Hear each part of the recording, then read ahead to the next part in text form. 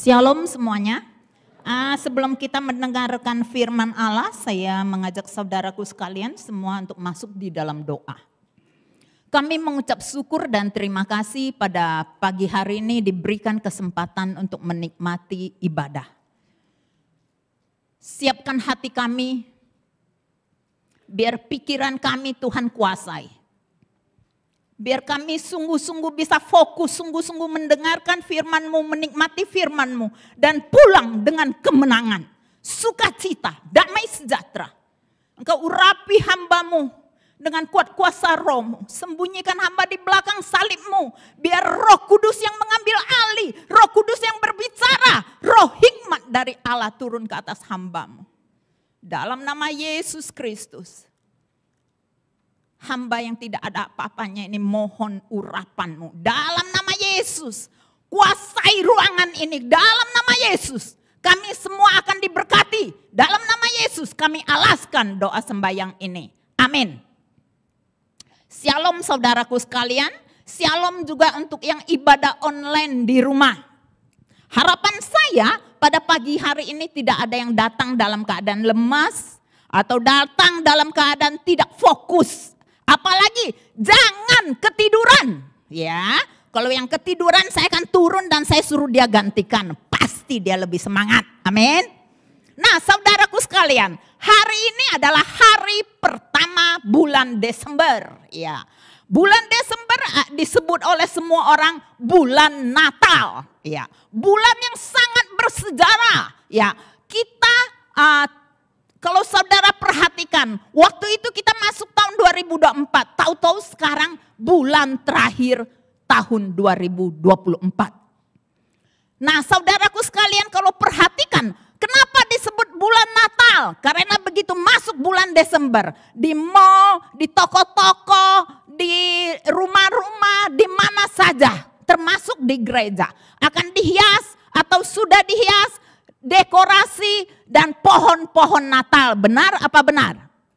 Saudara pergi ke luar negeri, ke Singapura, ke Malaysia, di mana-mana. Mereka sudah menghias mall, jalan-jalan di orchard dengan pohon Natal yang megah.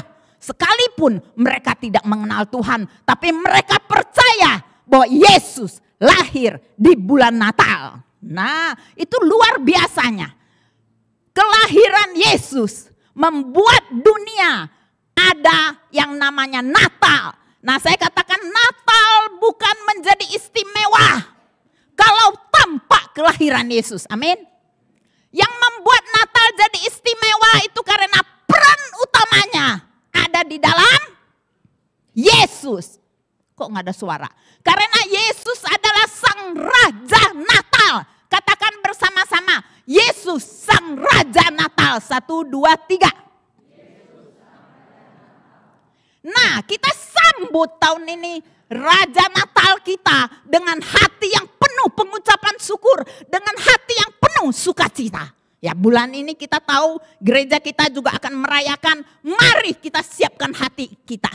Bulan ini, tahun ini tidak sama dengan tahun-tahun lalu. Kita akan berbeda dalam menyambut Natal. Kenapa? Karena belum tentu tahun depan kita bisa merayakan Natal. Siapa tahu kita jalan duluan, siapa tahu saudara duluan, benar? Anggap saja ini adalah Natal terakhir buat kita. Tidak terbatas umur siapa saja bisa jalan duluan. Oleh sebab itu anggap ini Natal terakhir. Oleh sebab itu kita sambut Raja Natal kita. Siapa namanya? Kurang kompak, kurang semangat. Siapa Sang Raja Natal? Itu masih belum makan kelihatannya. Masa kalah dari suara saya? Siapa Sang Raja Natal? Mantap. Nah, saudaraku sekalian, kita akan langsung masuk tema hari ini. Tema hari ini ialah Allah bagi kita. Kenapa Allah bagi kita? Kita akan buka bersama di dalam Roma pasal 8 ayat yang ke-31. Dikatakan di ayat ini, sebab itu apakah yang akan kita katakan tentang semuanya itu? Apa itu semuanya itu? Nanti kita bahas ya. Sebab itu apakah yang akan akan kita katakan tentang semuanya itu? Semuanya itu ada di atas sebelum ayat 31. Jika Allah di pihak kita, siapakah yang akan melawan kita? Siapa? Tuh ada yang jawab tidak ada. Kalau Allah di pihak kita, siapakah lawan kita? Tidak ada. Masa yang tua kalah dari suara anak? Ya, jangan kalah. Kalau Allah di pihak kita, siapakah lawan kita? Mantap. Nah, itu baru namanya bapak-bapak, ibu-ibu yang semangat. Ya. Saudara perhatikan bahwa ayat 31 dimulai dengan kata, sebab itu apakah yang akan kita katakan tentang semuanya itu? Saudara mungkin bertanya, semuanya itu apa sih? Semuanya itu ada di dalam Roma pasal 5 sampai pasal 8 ayat 30. Nah dari Roma pasal 1 sampai 3 menggambarkan, menceritakan bahwa semua manusia berdosa. Itu pasal 1 sampai 3. Pasal 4 dikatakan manusia dibenarkan karena iman. Pasal 5 dikatakan bahwa kita mendapatkan kasih karunia Allah. Dan pasal 6 dikatakan upah dosa adalah maut, tapi karunia Allah ialah hidup yang kekal dalam Yesus Kristus. Dan pasal 7 mengatakan bahwa kita hidup bukan di bawah hukum Taurat, tapi di bawah kasih karunia. Dan pasal 8 yang pertama di atasnya dikatakan kita semua sudah dipenuhi Roh Kudus. Kita dikuasai Roh Kudus, dipimpin oleh Roh Kudus. Tanpa Roh Kudus tidak satu pun di antara kita sanggup berjalan. Amin. Saudara tidak akan sanggup berjalan tanpa Roh Kudus. Dan itu dirangkum dalam satu kata. Jadi mulai pasal 5 sampai pasal 8 ayat 30 dirangkum dalam satu kata. Jika Allah di pihak kita, siapakah lawan kita? Nah itu. Jadi semua dirangkum dengan kata bahwa Allah di pihak kita. Maka tidak ada yang dapat melawan. Kenapa tidak ada yang dapat melawan? Karena Allah bagi kita. Allah berpihak kepada kita. Saudara ingat, Allah ada di pihak kita bukan berarti hidup kita lancar kayak tol. Bukan berarti hidup kita tanpa masalah. Bukan berarti hidup kita tanpa penderitaan. Bukan.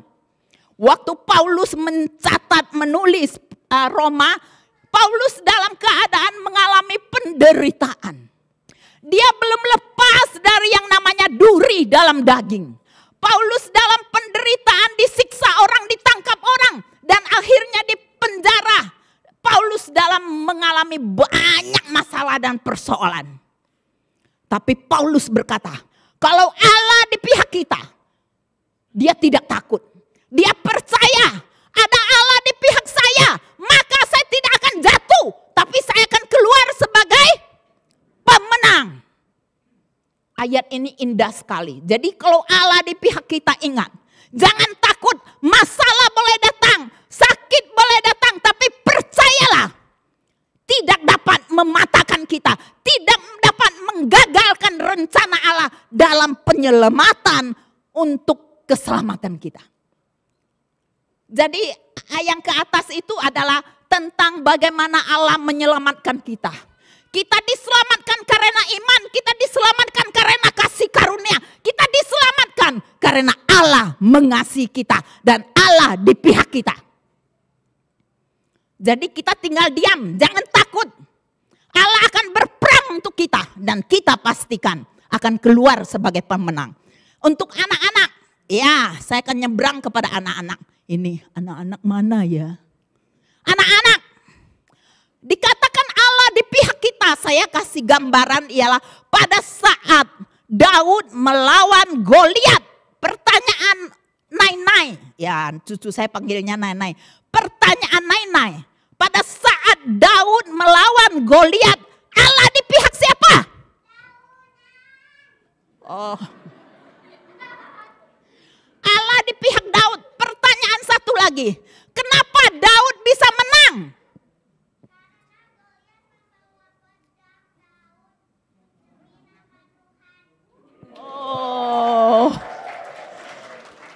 Daud bisa menang karena Goliat datang. ada nyanyian guru sekolah minggu ya. Tapi Daud datang membawa demi nama Tuhan. Itu yang membuat Daud menang, benar nggak anak-anak? Anak-anak yang di sini mana ya? Anak-anak, Daud menang benar nggak karena ada Allah di dalamnya? Oh, anak-anak di sini mah nggak keluar suara tapi gini-gini. Sama aja ya. Tapi ibu-ibu nggak kelihatan kepalanya lagi gini-gini, jadi harus pakai suara ya. Nah, anak-anak perhatikan. Daud bisa menang karena Allah ada di pihak dia. Kalau tanpa Allah di pihak Daud, jangan harap Daud bisa menang. Amin. Nah, itu poin yang pertama, bahwa Allah di pihak kita, baru kita bisa menang. Karena Allah membela kita. Kita masuk yang kedua, ayat 32. Yang tadi pertama, kenapa Allah bagi kita? Karena Allah ada di pihak kita. Yang kedua, kenapa Allah ada di pihak kita? Ia, yaitu Allah yang tidak menyayangkan siapa? Yang keras, yang tidak menyayangkan anaknya sendiri, tetapi yang menyerahkannya bagi kita semua. Oh, Allah tidak menyayangkan anaknya, tetapi menyerahkannya bagi kita semua. Kita semua siapa? Saudara, saudara, saudara, saudara dan saya. Itu kita semua. Kenapa Allah harus menyerahkan kepada kita semua? Siapakah kita? Apa hebatnya kita? Kenapa harus menyerahkannya kepada kita? Itu anak tunggalnya, anak yang paling dikasihinya. Jawabannya ialah Allah tidak bisa menarik perkataannya. Allah waktu manusia jatuh ke dalam dosa, waktu pertama kali jatuh ke dalam dosa, Allah sudah berjanji dia akan menolong, akan mengangkat, akan menebus manusia. Itu janji yang dia berikan kepada manusia. Dan itu tidak bisa dia tarik. Dia memegang janjinya, dia akan menyelamatkan manusia. Oleh sebab itu dia harus menggenapinya. Tapi Allah tahu manusia dengan penuh dosa tidak bisa menggenapinya. Yang bisa menggenapinya ialah anak Allah sendiri. Anak domba Allah yang tak bercacat celah, yang sempurna. Oleh sebab itulah Allah menggenapi janjinya dengan menyerahkan, dikatakan menyerahkan anaknya bagi kita semua. Kalau Allah tidak menyerahkan, jangan harap saudara bisa memanggil Yesus turun. Allah sendiri yang menyerahkan anaknya supaya kita diselamatkan. Amin. Kenapa Allah harus menyerahkan anaknya? Tadi saya sudah jawab, karena Allah tidak bisa menarik perkataannya.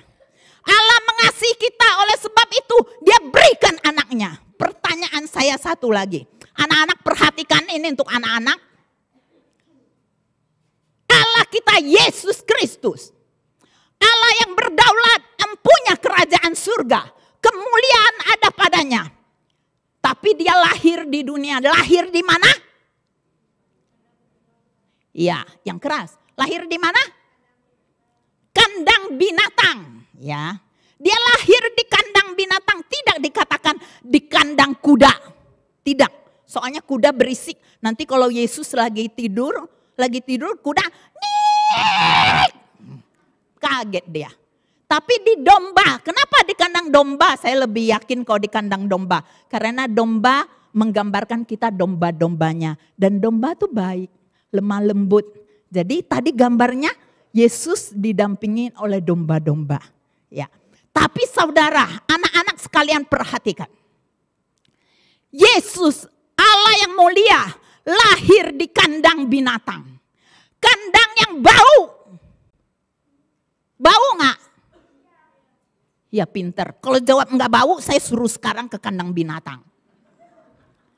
Kandang binatang itu bau. Ada bau ee-nya. Yesus dibaringkan di dalam palungan. Palungan adalah tempat makanan binatang. Jadi palungan bau. Yesus dibungkus dengan kain apa? Lampin. Lampin itu adalah kain kotor, kain yang bau yang dipakai alas di binatang keledai. waktu Maria dalam perjalanan pasti dia pakai alas keledai. Alas untuk tempat duduknya di punggung keledai. Nah kain itu udah kotor, udah bau. Tapi tidak ada lagi kain yang lain. Mereka dalam perjalanan tidak bawa popok, tidak bawa yang indah-indah. Jadi dibungkus dengan lampin yang kotor itu. Supaya bayi Yesus hangat.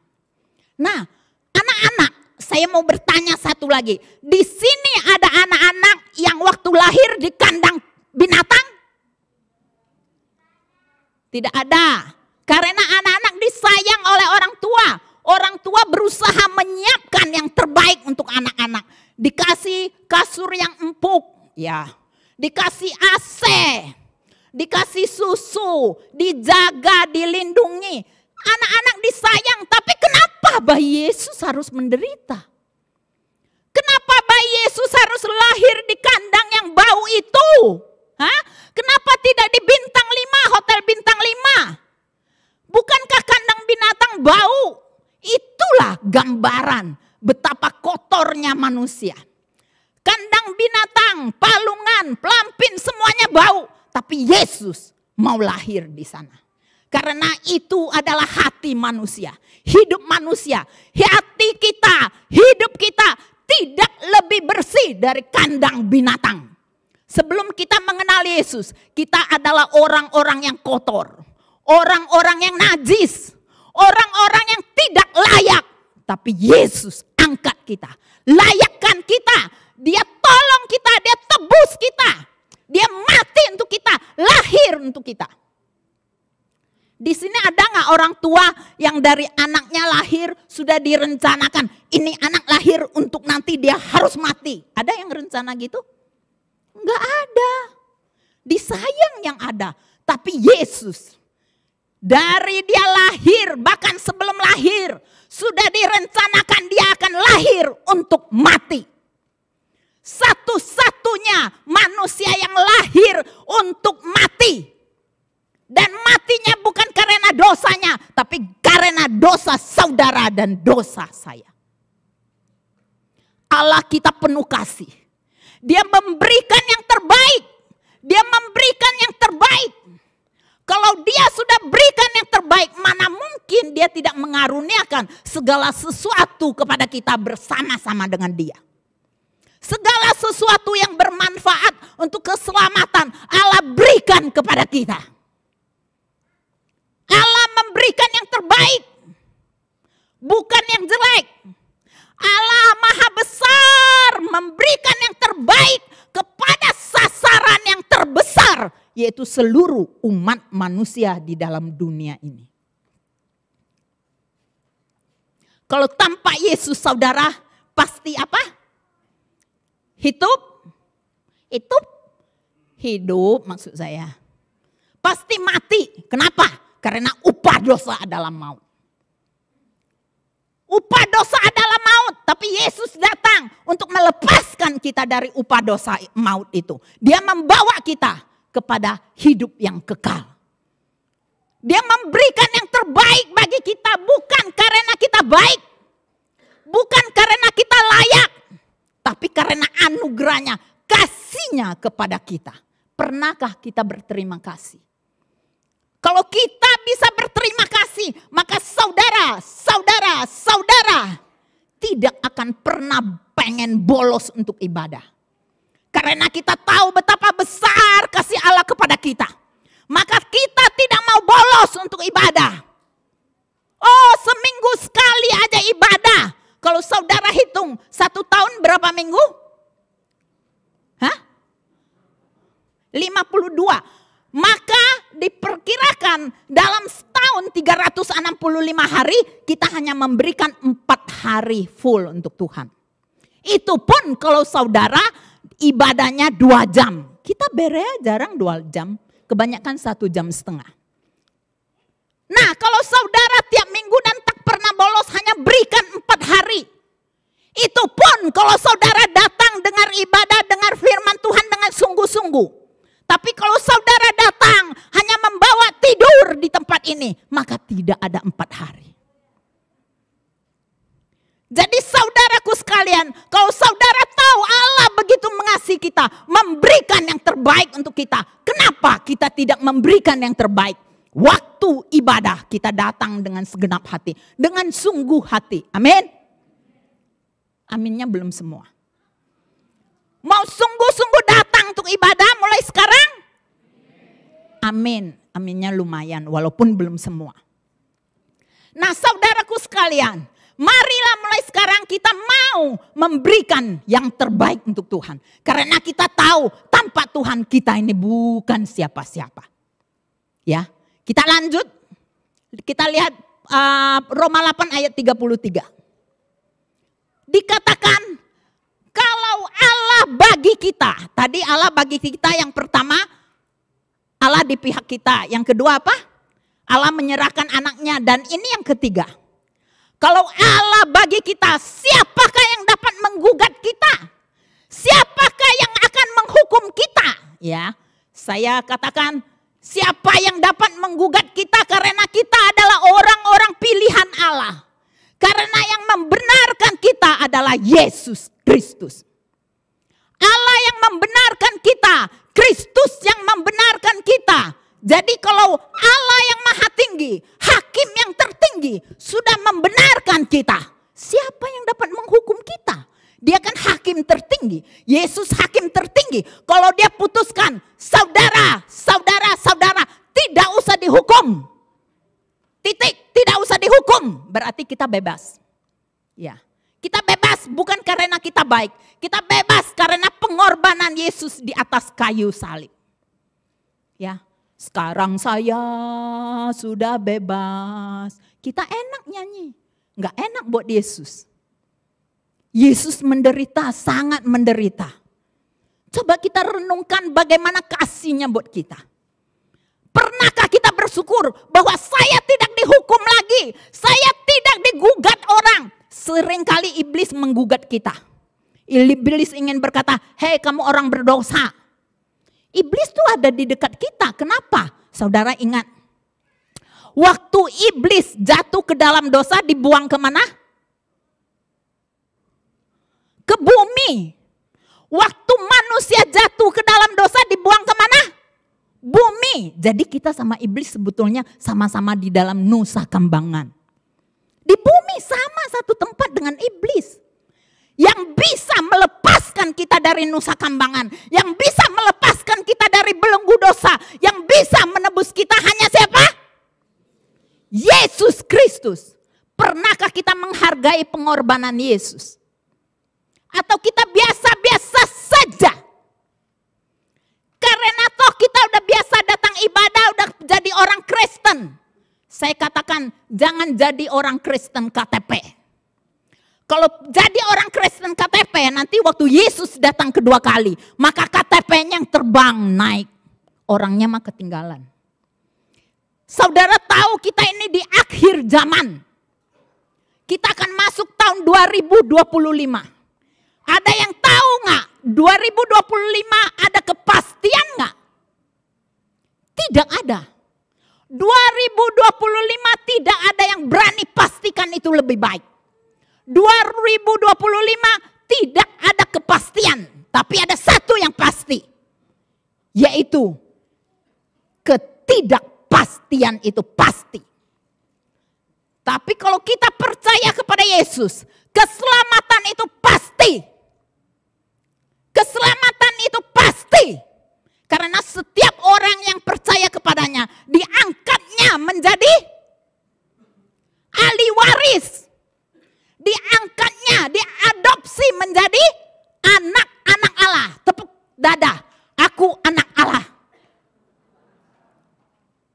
Ada yang nggak berani tepuk dada, kayaknya dadanya lagi sakit.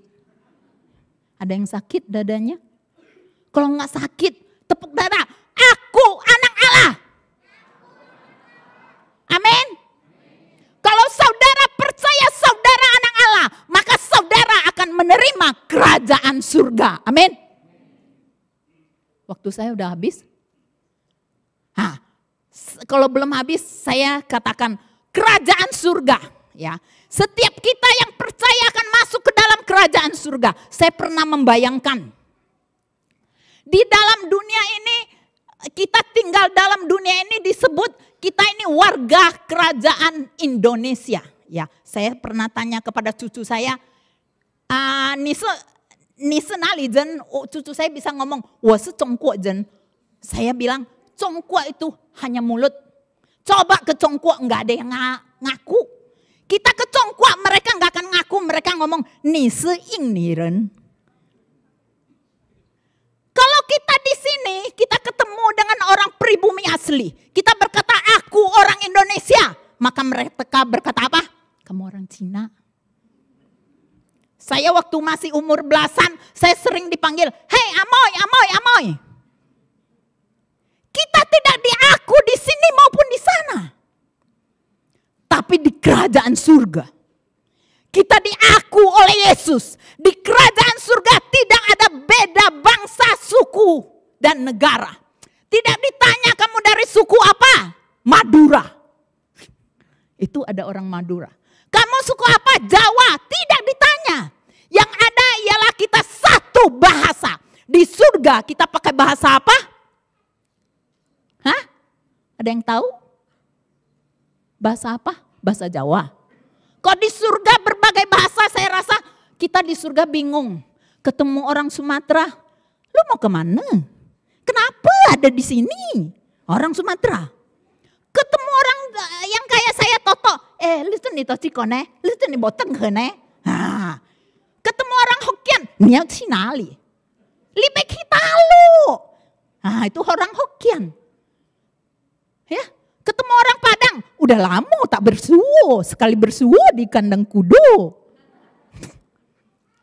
Kalau di dalam surga berbagai bahasa yang beda-beda, saya rasa pusing semuanya, tidak kenal satu dengan lain. Tapi kita bersyukur. Waktu saya renungkan, saya berkata puji Tuhan, saya percaya di surga pakai satu bahasa. Bahasa apa? Bahasa kasih, bahasa cinta. Ajarilah kami bahasa. Kok suaranya hilang? Sekali lagi. Ajarilah kami.